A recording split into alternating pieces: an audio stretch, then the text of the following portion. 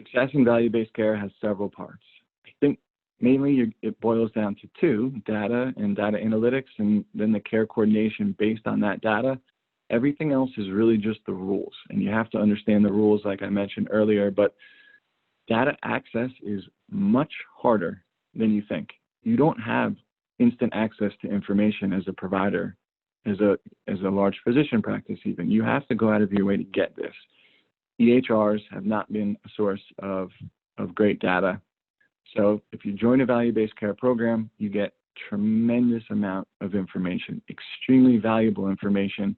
To me, it's absolutely worthless because I'm going to get a massive raw data file and have no idea what to do with it. But experts in data analytics, data scientists, PhDs, there are some really smart people out there that get that claim file and start to put together snapshots of what cost drivers are. Where is all the money going? How much did the drugs cost? Who are the patients going to the emergency room for primary care? How long are they staying at different skilled nursing facilities when they may not need to be there that long?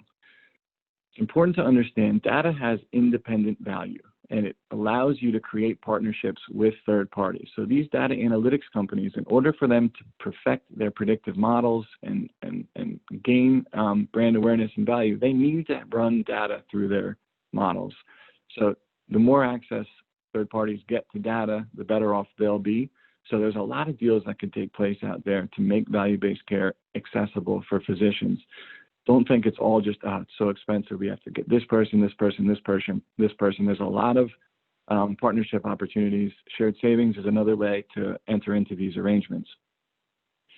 The whole goal here is to first identify all of these expenses and then try to figure out how to reduce the cost.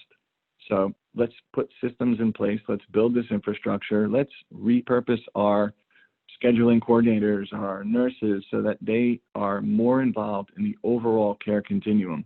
And this is how we get to the heart of it. And hopefully, if you do a good job, the incentives work. So you'll make the money, if not, more than you need to support these professionals. And this is why I say it's nice to have the upfront payment so you can build out this infrastructure, because if you do it well, you're going to reduce the cost of care and you're going to improve outcomes.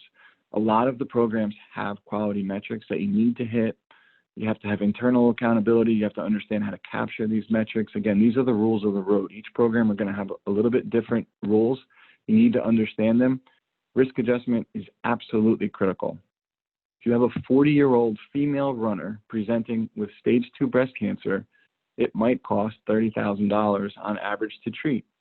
If you have a 70-year-old woman with every comorbidity you can think of, smoker, drinker, hypertensive, diabetes, with a stage 2 breast cancer diagnosis, it's the same diagnosis, right? Well, how much do we pay for the same diagnosis? Under a fee-for-service system, you just bill for whatever the service is. But if you're treating this patient from beginning to end, you need to ensure that you're getting compensated appropriately for the care you're providing. That's the world of risk adjustment. I mentioned palliative care, and some of others work in that space. Atul Gawande is another great ambassador of this world. If anyone has read the book, Being Mortal, it's all about giving patients that choice at the end of their life to decide how they want to spend the last few weeks, months, years, whatever it is, often following a terminal diagnosis. And this is a zero-sum game. There are winners and losers. So there's a pie, and we're trying to lower the cost of that pie, if you accept that analogy. So it's important to understand all the forces.